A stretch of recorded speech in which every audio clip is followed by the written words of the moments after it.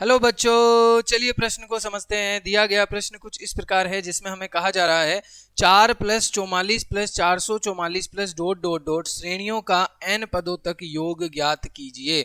यहाँ पर हमें योगफल ज्ञात करना है जहां पर हमें एक श्रेणी दी हुई है। तो सबसे पहले हम प्रश्न के अंदर मुख्य अवधारणा को लिखते हैं। मुख्य अवधारणा के अंदर मैं आपको योगफल का सूत्र लिखवाने वाला हूं जिसका उपयोग करेंगे हम इस प्रश्न को हल करने के लिए। योगफल का जो सूत्र होता है वो होता है SN बराबर A R की घात n माइनस 1 बटा R माइनस 1। अब देखिए इस प्रश्न को हल करेंगे। हमें जो दिया हुआ है एक श्रेणी हमें दी हुई है, उसके अनुसार हम इस प्रश्न को हल करेंगे। तो श्रेणी हमें दी हुई है कि 4 + 44 + 444 और डॉट डॉट डॉट ऐसा कहां तक जा रहा है, ऐसा n पदों तक जा रहा है। ठीक है जी।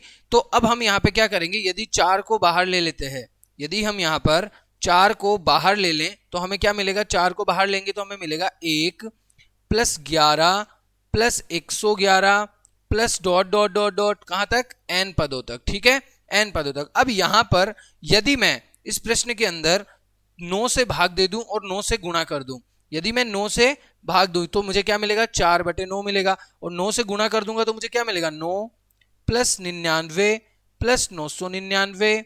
ठीक है जी। और प्लस डॉट डॉट डॉट ऐसा n पदों तक चलता जाएगा। कहां तक जाएगा, n पदों तक। अब देखिए, अब यदि इस प्रश्न के अंदर जो 4/9 है, 4/9 जो आपको दिया हुआ है, उसके अंदर जो 9 + 99 + 999 है, इसको क्या मैं 9 को 10 - 1 लिख सकता हूं, प्लस जो 99 है उसको 100 - 1 लिख सकता हूं, प्लस जो 999 है उसको 1000 - 1 लिख सकता हूं, plus dot dot dot dot कहां तक जा रहा है, अनंत, यानी n तक, n पदों तक जा रहा है। ठीक है।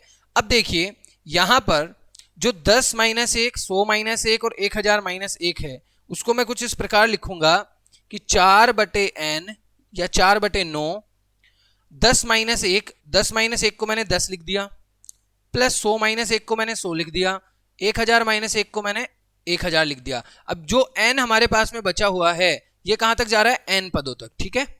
जो n हमारे पास, एक हमारे पास में बचा, उसको मैंने माइनस का n रख दिया, क्योंकि एक को गुणा करते हैं n से तो n ही आएगा, तो माइनस का n हो गया। अब देखिए इस प्रश्न के अंदर जो हमारा योगफल का सूत्र है उसका उपयोग करेंगे, जहां पर हमें जो a दे रखा है यानी प्रथम पद है वो 10 है। ठीक है। हमारा जो r है वो भी कितना है, 10 है। और जो पदों की संख्या है n बराबर वो n हमें दिया हुआ है। अब उस सूत्र का हम उपयोग करेंगे और इस प्रश्न को हल करने की कोशिश करेंगे। तो देखिए प्रश्न में हमें 4/9 तो पहले से था, तो वो आपका ऐसा कैसा रहेगा, यहाँ पे क्या आ जाएगा 10। ठीक है, यानी आपका जो प्रथम पद है वो 10, और उसके बाद में r की घात n, यानी r कितना है 10, उसकी घात n -1 बटा 10 - 1, 10 - 1। ठीक है जी। ब्रैकेट बंद, यानी कोष्टक हमने कर दिया बंद। साथ में क्या है, साथ में आपका जो माइनस का n है, माइनस का n है वो भी आप यहाँ पे लिख देंगे। अब देखिए इसको आगे और हल करते हैं तो हम यहाँ पे पाएंगे 4/9 आपका ऐसा कैसा रहेगा। ठीक है जी। ये 10 आपका ऐसा कैसा रहेगा, और यहाँ पे 10 की घात n -1 बटा क्या हो जाएगा, 10 - 1 9 हो जाता है। ठीक है। और ये माइनस का n हो गया। अब यदि, और ये ब्रैकेट मैंने बंद कर दिया, ये कोष्टक मैंने बंद कर दिया। अब देखिए 4/9 जो आपको दिया हुआ है ये 4/9 है। ठीक है। ये आपका कोष्टक है, ये 10 ऐसा कैसा रहेगा, और 10 की घात n -1 ऐसा कैसा रहेगा। अब ये 9 का लघुत्तम मैंने लिया, अगर मैं 9 को लघुत्तम ले लेता हूं तो ये 9 n के साथ गुणा हो जाएगा, क्योंकि ये 9 इसी के बट्टे में था। अब मैं दोनों के बट्टे में ले जाऊंगा 9 को, तो ये कितना हो जाएगा, 9n हो जाएगा। ठीक है जी। और ये कोष्टक। अब इसको आगे और हल करते हैं तो 9 को हम इसके साथ गुणा कर देंगे, तो हम इसको इस प्रकार लिख सकते हैं कि 4/81 10 गुणा 10 की घात n -1 माइनस के 9n आपका उत्तर हो गया। तो आशा करते हैं कि यह प्रश्न आपको समझ में आ गया है। धन्यवाद।